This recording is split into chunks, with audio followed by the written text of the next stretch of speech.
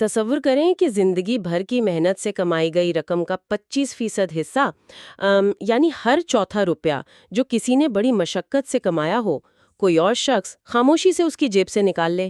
اور وہ بھی صرف اس لیے کیونکہ ایک کاغذ پر لکھی ایک چھوٹی سی بظاہر بے ضرر سی نظر آنے والی فیس پر دھیان نہیں دیا گیا تھا۔ بالکل، اور آج کے اس ڈیپ ڈائیو کا ہدف یہی ہے، اس خاموش چوری کو روکنا اور اس پیچیدہ جال کو توڑنا جو وال سٹریٹ نے ہم سب کو الجھانے کے لیے بنا ہے۔ ہاں، کیونکہ وہ تو چاہتے ہی یہی ہیں کہ لوگ الجھے رہیں۔ صحیح بات ہے۔ تو جو شاندار نوٹس اور آرٹیکلز آج ہم ڈسکس کر رہے ہیں، ان میں ایک مشترکہ تھیم نظر آ رہی ہے کہ دولت کمانے کا سب سے مؤثر طریقہ دراصل سب سے سادہ ہے۔ چلیں بھئی اس بات کی تہہ تک پہنچتے ہیں۔ اور سادگی ہی تو وہ چیز ہے جسے فائنینشیل انڈسٹری چھپانا چاہتی ہے۔ دیکھیں، اگر سب کو معلوم ہو جائے کہ سرمایہ کاری کے لیے کسی مہنگے مشیر، درجنوں سکرینوں یا پیچیدہ فارمولوں کی ضرورت نہیں ہے، تو وہ اربوں ڈالرز کی فیسیں کیسے کمائیں گے؟ ہاں، ان کا تو سارا کاروبار ہی اسی پیچیدگی پر چلتا ہے۔ بالکل۔ تو اس تجزیے کا بنیادی نچوڑ یہ ہے کہ کامیابی کے لیے کسی وال سٹریٹ کے جادوگر ہونے کی ضرورت نہیں ہے۔ یہ صرف چند انتہائی سادہ اصولوں پر دہائیوں تک تسلسل سے عمل کرنے کا نام ہے۔ یعنی یہ کوئی راتوں رات امیر ہونے کا شارٹ کٹ نہیں ہے؟ جی نہیں، یہ ایک ایسا ثابت شدہ راستہ ہے جس پر چل کر معلومات کے بوجھ تلے دبے بغیر مالی آزادی حاصل کی جا سکتی ہے۔ اچھا، چلیں پھر اس راستے کو سمجھنے کی کوشش کرتے ہیں، لیکن اس سے پہلے کہ ہم یہ جانیں کہ سرمایہ کاری کیسے کرنی ہے یا کون سے فنڈز خریدنے ہیں، ایک اور بنیادی سوال پیدا ہوتا ہے۔ وہ کیا؟ وہ یہ کہ آخر یہ سب کرنا کیوں ہے؟ مطلب جو سورس مٹیریل ہمیں ملا ہے اس میں ایک چیز بہت واضح ہے کہ دولت کا مقصد وہ نہیں ہے جو عام طور پر سمجھا جاتا ہے۔ ہاں، عام طور پر تو لوگ یہی سمجھتے ہیں نا کہ امیر ہونے کا مطلب بڑا گھر، مہنگی ترین گاڑیاں اور ڈیزائنر کپڑے ہیں۔ بالکل، اور یہیں سے سارا مسئلہ شروع ہوتا ہے۔ اگر دولت کو صرف مزید چیزیں خریدنے کا ذریعہ سمجھ لیا جائے تو انسان ایک ایسے نا ختم ہونے والے چکر میں پھنس جاتا ہے جسے لائف سٹائل کریپ کہتے ہیں۔ صحیح کہہ رہی ہیں آپ۔ جیسے جیسے آمدنی بڑھتی ہے، خرچے بھی بڑھ جاتے ہیں، اور نتیجہ کیا نکلتا ہے؟ نتیجہ یہ نکلتا ہے کہ انسان ایک ایسی نوکری کرنے پر مجبور رہتا ہے جس سے شاید وہ نفرت کرتا ہو، اور ایسے قرضوں تلے دب جاتا ہے جن سے نکلنا ناممکن ہو جاتا ہے۔ تو ان نوٹس کے مطابق دولت کا اصل مقصد سامان اکٹھا کرنا نہیں بلکہ F U money. F U money, یہ اصطلاح واقعی بہت طاقتور ہے، اور اگر میں درست سمجھ رہا ہوں تو یہ وہ رقم ہے جو کسی بھی شخص کو یہ کہنے کی طاقت دیتی ہے کہ مجھے یہ شرائط منظور نہیں۔ 100%، یہ وہ رقم ہے جو انسان کو حقیقی آزادی دیتی ہے۔ مطلب فرض کریں کوئی شخص ایک زہریلے دفتری ماحول کا شکار ہے جہاں اس کا باس اس کا استحصال کر رہا ہے، یا کوئی شخص کسی خراب رشتے میں پھنسا ہے۔ ہاں، یا محض کوئی اپنا کاروبار شروع کرنے کے لیے نوکری چھوڑنا چاہتا ہے۔ اگر اس کے پاس یہ ایف یو منی موجود ہے تو وہ بغیر کسی خوف کے، اس فکر کے بغیر کہ اگلے مہینے کا کرایہ کیسے دیا جائے گا، اس صورتحال سے باہر نکل سکتا ہے۔ ان شیئر کیے گئے نوٹس میں ایک بہت زبردست جملہ ہے کہ مقصد امیر ہونا نہیں ہے، مقصد آزاد ہونا ہے۔ واہ! اگر ہم روزمرہ کی زندگی سے اس کی ایک مثال لینا تو جب کوئی شخص روزانہ ایک مہنگی $6 کی کافی پینے کے بجائے وہ پیسے بچاتا ہے تو وہ خود کو کسی خوشی سے محروم نہیں کر رہا ہوتا۔ یعنی وہ کنجوس نہیں ہے؟ بالکل نہیں، دراصل وہ ان پیسوں سے مستقبل کے لیے اپنی زندگی کا 1 گھنٹہ یا 1 دن خرید رہا ہوتا ہے۔ وہ کافی کی قربانی دے کر کل کی آزادی خرید رہا ہوتا ہے۔ یہ ایک بہترین نقطہ نظر ہے۔ ہر غیر ضروری خرچ دراصل مستقبل کی آزادی پر ایک سمجھوتا ہے۔ لیکن یہاں ایک الجھن ہے، یہ کیسے پتا چلے گا کہ کتنی رقم کافی ہے؟ مطلب آزادی کی قیمت کیا ہے؟ کیا یہ $1 ملین ہے، $10 ملین ہے یا اس سے بھی زیادہ؟ اس کا ایک بہت ہی ٹھوس اور ریاضیاتی جواب موجود ہے، جسے مالیاتی دنیا میں ٹرینٹی اسٹڈی کے نام سے جانا جاتا ہے۔ اچھا، یہ ٹرینٹی اسٹڈی کیا ہے؟ یہ تحقیق 1998 میں ٹرینٹی یونیورسٹی کے پروفیسرز نے کی تھی۔ انہوں نے یہ جاننے کی کوشش کی کہ ایک ریٹائرڈ شخص اپنے پورٹ فولیو سے ہر سال کتنی رقم نکال سکتا ہے کہ اس کا پیسہ کبھی ختم نہ ہو، چاہے مارکیٹ کریش کر جائے یا مہنگائی آسمان سے باتیں کرنے لگے۔ اور اس تحقیق سے کیا نکلا؟ اس تحقیق نے ہمیں 4% کا اصول دیا۔ تو یہ 4% کا اصول کام کیسے کرتا ہے؟ اگر کسی کے سالانہ اخراجات $40,000 ہیں تو کیا اسے اس کا 25 گنا جمع کرنا ہوگا؟ بالکل، اگر اخراجات کو 25 سے ضرب دیں تو جو رقم آئے گی وہ ہدف ہے۔ اگر اخراجات $40,000 ہیں تو ہدف $1 ملین ہوگا۔ صحیح۔ اگر یہ $1 ملین بانڈز اور سٹاکس کے ایک متوازن پورٹ فولیو میں موجود ہے تو پہلے سال اس کا 4% یعنی $40,000 نکالا جا سکتا ہے۔ ایک منٹ رکیے، اگر کوئی ہر سال 4% نکالے گا تو مہنگائی کا کیا ہوگا؟ مطلب $40,000 میں جو چیزیں آ جا رہی ہیں وہ 10 سال بعد تو نہیں آئیں گی نا؟ یہی تو اس تحقیق کی سب سے بڑی خوبی ہے۔ یہ 4% کا اصول مہنگائی کو ایڈجسٹ کرتا ہے۔ اچھا، وہ کیسے؟ دوسرے سال آپ 40,000 نہیں نکالیں گے بلکہ مہنگائی کی شرح کے حساب سے اس رقم کو بڑھا دیں گے۔ اگر مہنگائی 3% ہے تو $41,200 نکالے جائیں گے۔ واہ، یہ تو بہت زبردست ہے۔ محققین نے امریکی سٹاک مارکیٹ کی پوری تاریخ بشمول 1929 کا گریٹ ڈپریشن اور 1970 کی دہائی کی خوفناک مہنگائی کو سامنے رکھ کر یہ ماڈل ٹیسٹ کیا، اور نتیجہ یہ نکلا کہ 95% سے زیادہ صورتوں میں 30 سال کے عرصے میں پیسہ ختم نہیں ہوا، حیرت انگیز۔ بلکہ اکثر صورتوں میں تو 30 سال بعد اصل رقم پہلے سے بھی زیادہ ہو چکی تھی۔ یہ تو واقعی کمال کی بات ہے، یعنی ہدف طے کرنا اتنا مشکل بھی نہیں ہے۔ لیکن اب سب سے بڑا سوال یہ ہے کہ چلے مان لیا ہدف $1 ملین ہے، اب کوئی عام تنخواہ دار شخص اتنی بڑی رقم جمع کیسے کرے؟ یہی تو اصل چیلنج ہے۔ بالکل، وہ کون سی مشین ہے جو بچت کو اتنی تیزی سے بڑھائے گی کہ وہ 1 ملین تک پہنچ جائے؟ اور ان نوٹس کے مطابق اس سوال کا جواب ہمیں امریکی سٹاک مارکیٹ کی طرف لے جاتا ہے۔ جی، اعداد و شمار بتاتے ہیں کہ 1871 سے لے کر اب تک امریکی سٹاک مارکیٹ نے اوسطاً 9 سے 10% سالانہ منافع دیا ہے۔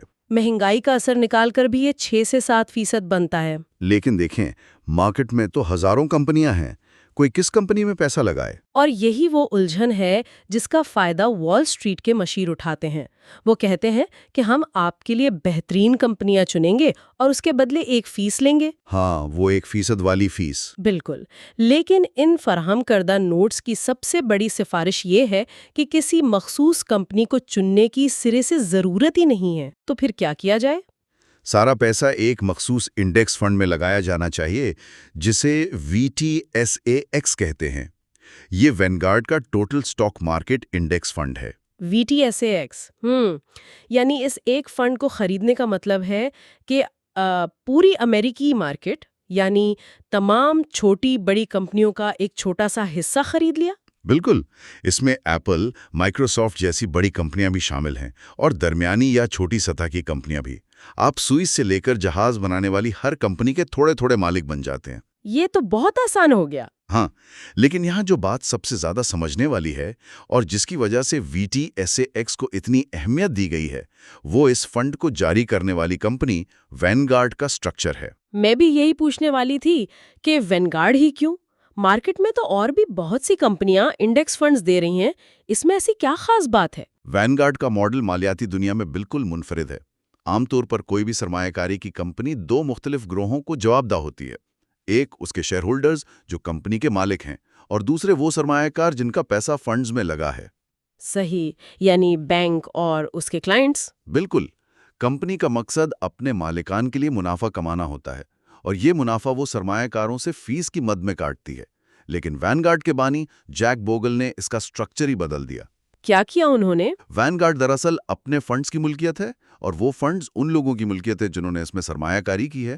ایک منٹ، یعنی اگر میں نے VTSAX خریدا ہے تو میں صرف اس فنڈ کی نہیں بلکہ ایک طرح سے خود وینگارڈ کمپنی کی بھی جزوی مالک بن گئی؟ بالکل صحیح سمجھی ہے آپ۔ اس کا مطلب یہ ہے کہ درمیان میں کوئی ایسا تیسرا فریق ہے ہی نہیں جسے آپ کی جیب سے منافع نکال کر دینا ہو، کوئی مالکان نہیں جو بھاری منافع کا مطالبہ کریں۔ واہ! اسی وجہ سے وینگارڈ کے اس فنڈ کی فیس، جسے ایکسپینس ریشو کہتے ہیں، صرف 0.04% ہے۔ 0.04%؟ آپ ذرا اس فیس کا موازنہ روایتی فنڈ سے کرتے ہیں جنہیں ایکٹیو فنڈز کہا جاتا ہے، جہاں مہنگے سوٹ پہنے ہوئے فنڈ مینیجرز کام کرتے ہیں۔ وہ تو عام طور پر 1% یا 1.5% فیس لیتے ہیں، جی ہاں، اور بظاہر تو 1% کوئی بڑی رقم نہیں لگتی۔ کوئی بھی سوچے گا کہ 1% دینے میں کیا حرج ہے اگر وہ پیسہ سنبھال رہے ہیں۔ اور یہی وہ سب سے بڑا دھوکہ ہے جس پر ہم نے بالکل شروع میں بات کی تھی۔ 1% واقعی بہت چھوٹا لگتا ہے، لیکن سرمایہ کاری کے معاملے میں وقت کے ساتھ ہر چیز کمپاؤنڈ ہوتی ہے، منافع بھی اور فیسیں بھی۔ مطلب فیس بھی بڑھتی رہتی ہے؟ بالکل، اگر 30 سال کا عرصہ لیا جائے تو یہ بظاہر چھوٹی سی 1% فیس کمپاؤنڈنگ کے اثر سے کل ممکنہ منافع کا تقریباً 25% کھا جاتی۔ او مائی گاڈ! یہ بات ہضم کرنا تھوڑی مشکل ہے۔ یعنی اگر کسی کے پاس 30 سال بعد $1 ملین ہونے چاہیے تھے تو اس 1% فیس کی وجہ سے اس کے پاس صرف $7.5 لاکھ بچیں گے۔ $2.5 لاکھ صرف فیس میں اڑ گئے۔ جی ہاں، اور یہ وہ منافع ہے جو کبھی ملا ہی نہیں۔ خطرہ سارا سرمایہ کار نے مول لیا، بچت کی قربانی اس نے دی، اور منافع کا 1/4 حصہ وہ فنڈ مینیجر لے گیا جس نے شاید مارکیٹ سے کم ہی پرفارم کیا ہو۔ یہ تو سراسر نقصان ہے۔ اعداد و شمار ثابت کرتے ہیں کہ طویل عرصے میں 80% سے زیادہ ایکٹیو فنڈ مینیجرز مارکیٹ کے عام منافع کو بھی مات نہیں دے پاتے۔ تو لوگ ایک ایسی سروس کے لیے بھاری فیس دے رہے ہیں جو دراصل انہیں نقصان پہنچا رہی ہے۔ چلے مان لیا کہ VTSAX ایک زبردست ٹول ہے، فیس بھی نہ ہونے کے برابر ہے اور منافع بھی شاندار ہے، لیکن یہاں ایک سوال اٹھتا ہے اور میں تھوڑا سا اختلاف کرنا چاہوں گی۔ جی فرمائیں۔ کیا اپنا سارا کا سارا پیسہ صرف اور صرف امریکی کمپنیوں میں لگا دینا ایک بہت بڑا رسک نہیں ہے؟ ہمیں تو ہمیشہ سے یہی سکھایا گیا ہے کہ سارے انڈے ایک ہی ٹوکری میں مت رکھیں۔ تو کیا عالمی تنوع یعنی انٹرنیشنل ڈائیورسفیکیشن ضروری نہیں؟ کل کو اگر امریکی معیشت بیٹھ گئی تو کیا ہوگا؟ دیکھیں، یہ ایک بہت اہم اور جائز سوال ہے، اور مالیاتی دنیا میں یہ ایک متنازع بحث بھی ہے۔ بہت سے ماہرین واقعی یہ مشورہ دیتے ہیں کہ پورٹ فولیو میں بین الاقوامی کمپنیوں کا حصہ بھی ہونا چاہیے۔ تو پھر ان نوٹس میں اس کی مخالفت کیوں ہے؟ اس فلسفے کے مطابق جو ہم آج ڈسکس کر رہے ہیں، الگ سے بین الاقوامی فنڈز خریدنا غیر ضروری ہے، اور اس کی ایک ٹھوس منطق ہے۔ وہ منطق کیا ہے، ذرا بتائیں۔ منطق یہ ہے کہ VTSAX میں موجود بڑی امریکی کمپنیاں جیسے مائکروسافٹ، ایپل، گوگل یا جانسن اینڈ جانسن پہلے ہی عالمی سطح پر اپنا کاروبار کر رہی ہیں۔ ہاں، یہ بات تو ہے۔ ان کی آمدنی کا ایک بہت بڑا حصہ امریکہ سے باہر، یورپ، ایشیا اور دیگر مارکیٹ سے آتا ہے۔ تو درحقیقت جب کوئی امریکی مارکیٹ کا انڈیکس خریدتا ہے تو اسے خود بخود عالمی مارکیٹ کا تنوع مل جاتا ہے۔ اچھا، یعنی الگ سے کچھ کرنے کی ضرورت نہیں؟ بالکل۔ اس کے علاوہ امریکی کاروباری نظام، قانونی تحفظ اور شفافیت دنیا میں سب سے زیادہ سازگار سمجھی جاتی ہے، اس لیے الگ سے بین الاقوامی فنڈز کی فیس اور پیچیدگی میں پڑنے کی ضرورت نہیں ہے۔ یہ بڑا دلچسپ نقطہ نظر ہے۔ تو اب تک ہمیں آزادی کا مقصد مطلب FU منی سمجھ آ گیا، اور اس کا راستہ یعنی VTSAX بھی مل گیا، لیکن اگر یہ اتنا ہی آسان ہے تو ہر کوئی ارب پتی کیوں نہیں ہے؟ یہ بہت اچھا سوال ہے۔ کہیں تو کوئی گڑبڑ ہے نا، جو لوگ اس راستے پر چل نہیں پاتے؟ کیا ایسی رکاوٹیں ہیں جو اس سیدھے راستے سے بھٹکا دیتی ہیں؟ دیکھیں، گڑبڑ اس فنڈ یا مارکیٹ میں نہیں ہے، گڑبڑ ہماری اپنی عادات اور ہمارے دماغ میں ہے۔ ان نوٹس میں دولت کے 3 بڑے دشمنوں کی نشاندہی کی گئی ہے۔ پہلا دشمن تو قرض ہے، خاص طور پہ کریڈٹ کارڈ کا قرض۔ ہاں، یہ تو بالکل واضح ہے۔ اگر کسی کے کریڈٹ کارڈ پر 18 یا 20% سود لگ رہا ہے تو دنیا کی کوئی سرمایہ کاری اسے فائدہ نہیں دے سکتی۔ کوئی بھی فنڈ 20% گارنٹیڈ ریٹرن نہیں دیتا۔ یہ تو ایک ایسا سوراخ ہے جو ساری دولت کو نگل جائے گا۔ بالکل، اور اس قرض سے نکلنے کے لیے ڈیبٹ ایولانش کا طریقہ سب سے بہترین ہے۔ ڈیبٹ ایولانش یہ کیا ہوتا ہے؟ یعنی تمام قرضوں کی فہرست بنائیں اور جس قرض پر سود کی شرح سب سے زیادہ ہے، اپنی ساری اضافی رقم اسے ختم کرنے میں لگائیں، باقیوں کے صرف کم از کم قسط دیتے رہیں۔ صحیح، کیونکہ زیادہ سود والا قرض سب سے زیادہ نقصان پہنچا رہا ہوتا ہے۔ جی ہاں، اب دولت کا دوسرا دشمن فیسیں ہیں، جن پر ہم ابھی تفصیل سے بات کر چکے ہیں، لیکن تیسرا اور سب سے خطرناک دشمن کوئی بیرونی عامل نہیں ہے۔ تو پھر تیسرا دشمن کون ہے؟ وہ دشمن انسان کی اپنی نفسیات ہے۔ ہمارا اپنا دماغ۔ ایک منٹ رکیے، میرا اپنا دماغ میرا دشمن کیسے ہو سکتا ہے؟ کیا ہم سب اپنی بہتری نہیں چاہتے؟ شعوری طور پر ہم سب بہتری چاہتے ہیں، لیکن ارتقائی لحاظ سے ہمارا دماغ سرمایہ کاری کے لیے نہیں بنا۔ ہمارے دماغ میں دو انتہائی طاقتور جذبات کام کر رہے ہوتے ہیں، خوف اور لالچ۔ اچھا۔ جب سٹاک مارکیٹ کراش ہوتی ہے، خبروں پر سرخ رنگ کی پٹیاں چلتی ہیں کہ اربوں کا نقصان ہو گیا، تو دماغ کا وہ حصہ جسے ایمگڈالا کہتے ہیں، وہ خطرے کا سگنل دیتا ہے۔ یعنی وہ ہمیں ڈراتا ہے؟ بالکل، یہ وہی حصہ ہے جو جنگل میں شیر کو دیکھ کر بھاگنے کا اشارہ دیتا تھا۔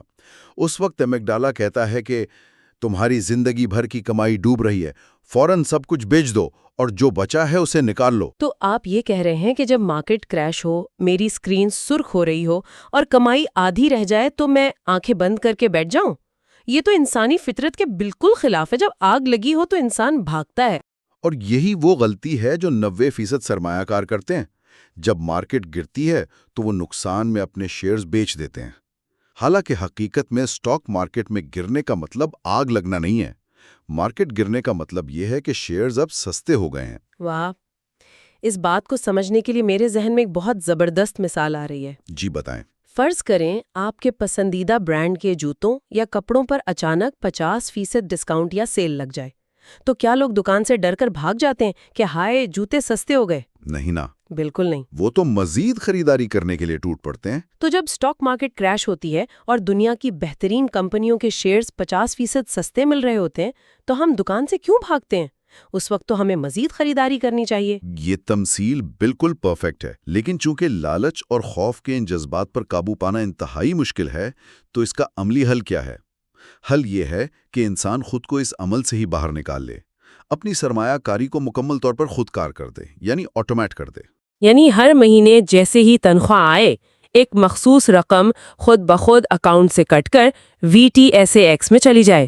مجھے خود مینول طریقے سے کچھ نہ کرنا پڑے۔ جی ہاں، اور اس کے بعد سب سے اہم کام یہ ہے کہ اپنا پورٹ فولیو چیک کرنا بند کر دیں۔ جب مارکیٹ گر رہی ہو تو خبریں دیکھنا چھوڑ دیں، کیونکہ جتنا کم آپ اپنے پورٹ فولیو کے ساتھ چھیڑ چھاڑ کریں گے، نتائج اتنے ہی بہتر ہوں گے۔ چلیں اب اس ساری فلسفی اور سائیکالوجی کو ایک ٹھوس عملی خاکے میں ڈھالتے ہیں۔ اگر کوئی شخص آج سے اس راستے پر چلنا چاہے تو اس کے لیے کیا قدم ہوں گے؟ ان نوٹس میں 6 واضح اقدامات بتائے گئے ہیں۔ جی، پہلا تو وہی برے قرضوں کا خاتمہ۔ صحیح، اور دوسرا قدم ہے ایک ایمرجنسی فنڈ کا قیام۔ اس کا مطلب ہے کہ کم سے کم 3 سے 6 ماہ کے روزمرہ اخراجات کے برابر رقم کیش یا کسی محفوظ سیونگ اکاؤنٹ میں ہونی چاہیے۔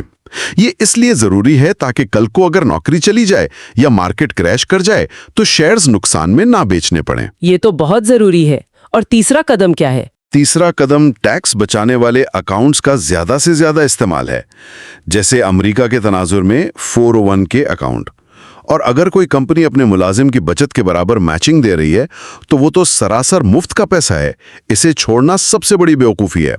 اس کے علاوہ روتھ IRA جیسے اکاؤنٹس۔ اور چوتھا قدم یہ ہے کہ ان تمام اکاؤنٹس کے اندر جو پیسہ ہے اسے کیش میں نہ رکھا جائے، بلکہ اس سے VTSAX خریدا جائے۔ بالکل صحیح۔ پانچواں قدم بہت دلچسپ ہے، اور وہ یہ ہے کہ مالیاتی خبروں کو مکمل طور پر نظر انداز کیا جائے۔ ہم اکثر ٹی وی پر ماہرین کو چیختے ہوئے دیکھتے ہیں کہ بس اب معیشت تباہ ہونے والی ہے۔ وہ ایسا کیوں کرتے ہیں؟ کیونکہ سنسنی بکتی ہے۔ ہاں، ریٹنگز کے لیے۔ بالکل، اگر وہ ٹی وی پر آ کر کہیں کہ سب ٹھیک ہے، بس انتظار کریں، تو کوئی ان کا چینل نہیں دیکھے گا۔ صحیح کہا آپ نے۔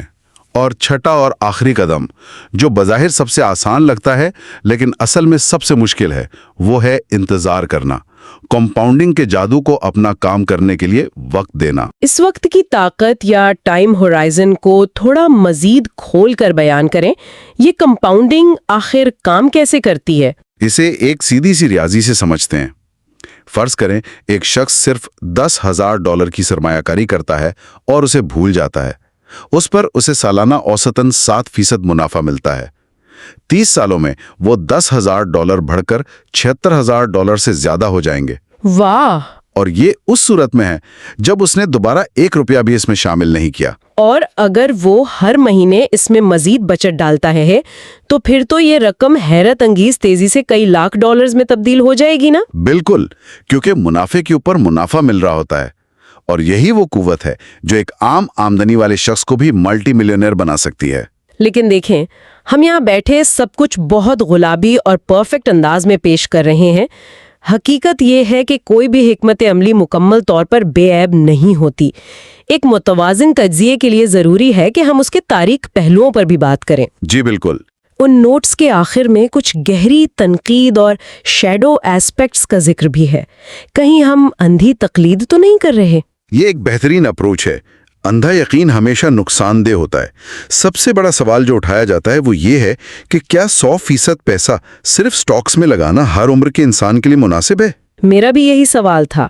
اگر کوئی شخص ریٹائرمنٹ کے بالکل قریب ہے اور مارکیٹ کریش کر جائے تو اس کے پاس تو انتظار کرنے کے لیے مزید 10 سال نہیں ہوں گے نا؟ بالکل درست۔ اور یہی وجہ ہے کہ اس فلسفے کے مطابق بھی جب انسان اپنی ریٹائرمنٹ سے تقریباً 10 سال کی دوری پر ہو تو اسے اپنے پورٹ فولیو میں بانڈز شامل کرنا شروع کر دینے چاہیے، جیسے کہ وینگارڈ کا ہی بانڈ فنڈ VBTLX۔ تو یہ بانڈز کیا کرتے ہیں؟ بانڈز کا کام پورٹ فولیو کو تیزی سے بڑھانا نہیں ہوتا، بلکہ مارکیٹ کے جھٹکوں کو جذب کرنا ہوتا ہے۔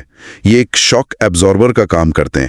اگر مارکیٹ کریش ہو جائے تو انسان کو اپنے خراجات کے لیے سستے داموں سٹاکس بیچنے کی ضرورت نہیں پڑتی، وہ اپنے بانڈ سے کام چلا سکتا ہے۔ اچھا، ایک اور بہت بڑی تنقید جو ان نوٹس میں موجود ہے وہ یہ ہے کہ کیا اس حکمت عملی کی کامیابی محض ایک اتفاق تو نہیں؟ کیا ہم سروائیورشپ بائس کا شکار تو نہیں ہو رہے؟ یہ بہت گہری بات کی آپ نے۔ کیونکہ 2009 کے بعد سے امریکی معیشت نے ایک غیر معمولی عروج دیکھا ہے۔ اگر کوئی شخص 2000 سے 2010 کی دہائی میں سرمایہ کاری کر رہا ہوتا، جسے گمشدہ دہائی کہا جاتا ہے، تو کیا تب بھی وہ اتنا ہی پرسکون رہ پاتا؟ اور کیا اپنے اندر کے ڈر کو مکمل طور پر دبا دینا نفسیاتی طور پر ایک صحت مند عمل ہے؟ دیکھیں، یہ تنقید 100% جائز ہے۔